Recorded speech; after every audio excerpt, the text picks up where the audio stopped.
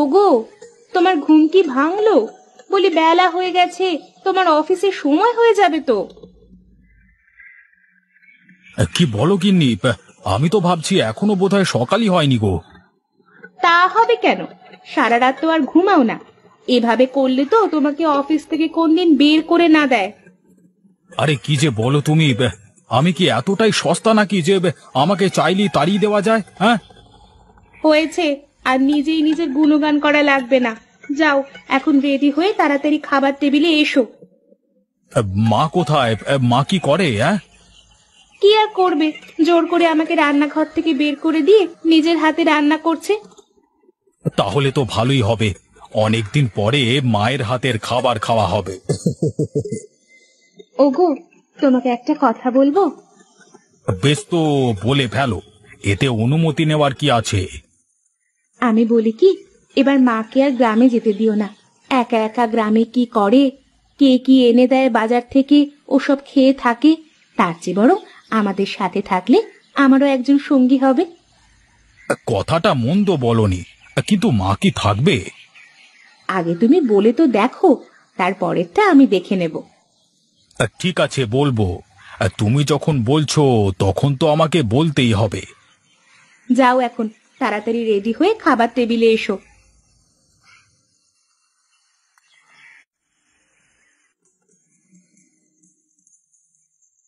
আহা, আজকে রান্নাটা এত সুন্দর হয়েছে! কে রান্না করেছে? কেন, খাবার দরকার, খেয়ে উঠে পড়বি। কে রান্না করেছে, কেন রান্না করেছে, এসব শুনে কি করবি তুই? না মানে, প্রতিদিন তো একজন রান্না করে খাওয়ায়, কিন্তু তার খাবার খেয়ে না মা, আমার পেট ভরতে চায় না। হ্যাঁ, মনে হয় যদি তোমার হাতের খাবার খেতে পারতাম। মা কি সারা জীবন কারো বেঁচে থাকে রে বাবা? একদিন না একদিন তো চলে যেতেই হবে। জানো মা, আমার না তোমার কথা সব সময় মনে পড়ে। মনে হয় তুমি যদি সামনে থাকতে, এক পলক তোমার দিকে তাকালে আমার সারাটা দিন যেন ভালো হয়ে যেত। পাগল ছেলের কথা শোনো। হ্যাঁ মা, আপনি কাছে থাকলে মনে হয় আমরা আমাদের মাথার উপর ছাদ খুঁজে পেয়েছি। কিন্তু মা, আমার স্বামীর ভিটে মাটি ছেড়ে যে আমি এখানে থাকতে পারবো না। আর শহরের এই চাপা বাতাসে আমার নিঃশ্বাস নিতে বড় কষ্ট হয়। তাই তো গ্রাম ছেড়ে আসতে চাই না। কিন্তু মা, ওখানে তুমি একা একা থাকো, আমাদের তো চিন্তা হয়। তুমি আমাদের সাথে থেকে যাও না মা। হ্যাঁ মা, থেকে যান না আমাদের সাথে। আমি সারাদিন আপনার সাথে গল্প করব, আপনার মাথায় তেল দিয়ে দেব, আপনার মাথা টিপে দিব। আপনার ছেলে অফিস চলে গেলে আমরা দুজনে বাইরে ঘুরতে যাব। আমি অফিসে চলে গেলে রাধা সারাদিন বাড়িতে একাই থাকে। তুমি যদি সাথে থাকো তাহলে ভালো হয় মা। আচ্ছা বাবা, সে পরে দেখা যাবে। এখন তাড়াতাড়ি খেয়ে অফিসে যা, তোর অফিসে দেরি হয়ে যাচ্ছে। ও হ্যাঁ, তাই তো। আমি উঠলাম মা, আমার খাওয়া শেষ।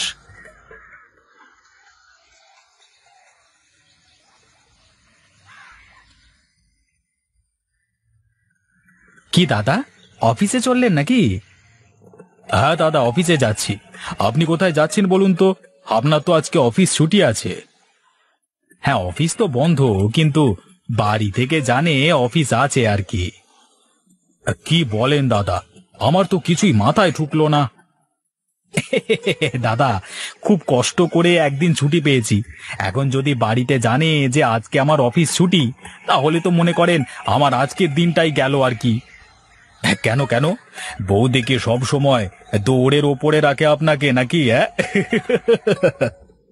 আরে না না, শাশুড়ি মা এসেছে বাড়িতে। বাড়িতে থাকলে তো ওদের দুই মামের কথা শুনতে শুনতে আমার 12টা বেজে যেত। তাই অফিসের নাম করে বেরিয়ে এলাম। এখন গিয়ে সারাটা দিন বন্ধুদের সাথে আড্ডাবাজি করে কাটাবো, তারপর বাসায় ফিরবো। বেশ বেশ, তাই করেন। গাড়ি তো দেখি না, একটা রিক্সাও নেই, কি যে করি।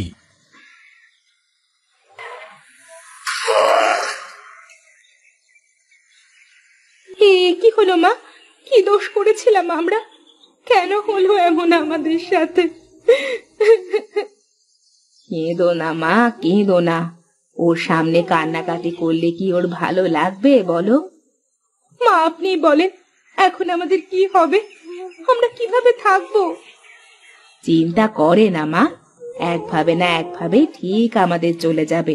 তুমি একটু শক্ত হও। বিপদের সময় মানুষকে ধৈর্য ধরতে হয়। দেখো তো মা, কে আসলো বাইরে।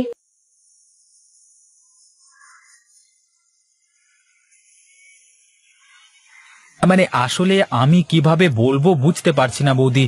অফিস থেকে প্রকাশদাকে একটা চিঠি দিয়েছে। এখন তাহলে আমি আসি বৌদি, আমাকে আবার অফিসে ফিরে যেতে হবে। দেখো তো মা, চিঠিতে কি লেখা আছে।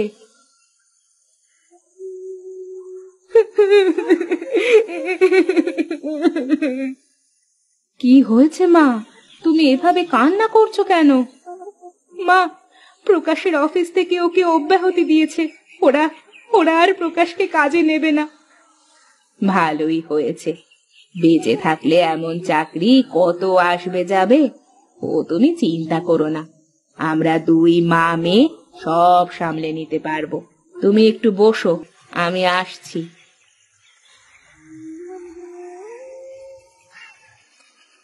শোনো মা, তুমি তো রান্না বান্না বেশ ভালোই পারো, আর আমিও পারি। তাই এখন থেকে আমাদের জন্য যা যা রান্না করতাম তার থেকে একটু বেশি করে রান্না করব, আর সেগুলো হোটেলে বিক্রি করব। এতে করে যা আসবে তাতে আমাদের সংসার খরচ, প্রকাশের ওষুধ খরচ ও সব চলে যাবে। ঠিক আছে মা, আপনি যদি কাছে না থাকতেন তাহলে যে আমাদের কি হতো। শোনো মা, আমি ভেবেছিলাম যে আমি আর শহরে থাকবো না, কদিনের মধ্যেই গ্রামে ফিরে যাব। কিন্তু এমন অবস্থায় আমি যে কোনোভাবেই যেতে পারি না আমার ছেলেটাকে ফেলে। মা, আমরা যে এটা করছি আপনার ছেলে সুস্থ হওয়ার পর জানতে পারলে আবার কষ্ট পাবে না তো? না মা, ওসব নিয়ে তোমার চিন্তা করতে হবে না, আমি সব সামলে নেব। যাও, তুমি গিয়ে রান্না বান্নার কাজ শুরু করো।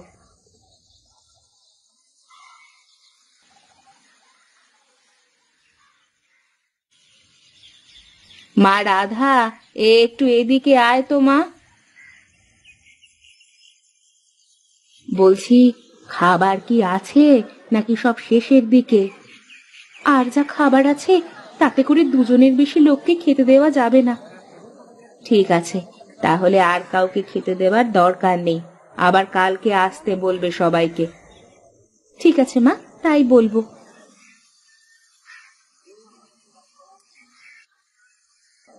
আজ আর খাবার হবে না, অন্য জায়গায় দেখেন, কাল থেকে আবার খাবার পাবেন। মারে, সারাদিন কিছুই খাইনি। বুড়ো মানুষ বলে কেউ আমার রিকশায় ওঠে না, কাছে কোনো টাকাও নেই, কিন্তু কিন্তু পেট কি আর কথা শোনে? ঠিক আছে, আপনার টাকা দেওয়া লাগবে না, আপনি গিয়ে বসেন, আমি আপনার জন্য খাবার নিয়ে আসছি। মা, বেচারার কাছে কোনো টাকা পয়সা নেই, খুব ক্ষুধার্ত, ওনাকে খেতে দিই, বাকি খাবার আমরা দুজনে ভাগ করে খেয়ে নেব। ঠিক আছে রে মা। ঈশ্বর তোমার মঙ্গল করবে মা, তুমি এই অসহায় বুড়ো মানুষটাকে খেতে দিলে। দোয়া করবেন কাকাবাবু, আমার স্বামী অসুস্থ, সে যেন তাড়াতাড়ি সুস্থ হয়ে উঠতে পারে। দেখ বাবা, মেয়েটা দিন রাত এক করে কত পরিশ্রম করছে। ওর এই পরিশ্রমের কারণেই তুই এত তাড়াতাড়ি সুস্থ হতে পারলি। মা, রাধা খুবই ভালো মেয়ে। আমি জানি ও যত কঠিন সময় হোক না কেন আমার হাত ছেড়ে যাবে না। সত্যি রে বাবা, এমন একটা বউ পাওয়া ভাগ্যের ব্যাপার। শোনো, আসলে আমি আর মা দুজনে মিলে। থাক, তোমাকে আর কিছুই বলতে হবে না। মা আমাকে সবকিছু বলেছে, আর তাছাড়া আমিও দেখলাম এখন থেকে আমি আর চাকুরি করব না। তাহলে কি করবে তুমি? কেন, আমার সাথে এমন দুজন রাঁধুনি থাকলে আমি হোটেলের ব্যবসা করতে পারবো না নাকি? হ্যাঁ রে মা, এখন থেকে আমরা দুই মায়ে পুতে রান্না করে দেব, আর প্রকাশ একটা লোক রেখে হোটেল চালাবে। আগে তোমরা যদি অনুমতি দাও তাহলে আমি প্রকাশ বাবুর সাথে থাকবো, সব কাজ করে দেব। তুমি আর গিন্নিমা শুধু রান্না করে দেবে, কিন্তু হোটেলের নামটা এটাই থাকবে।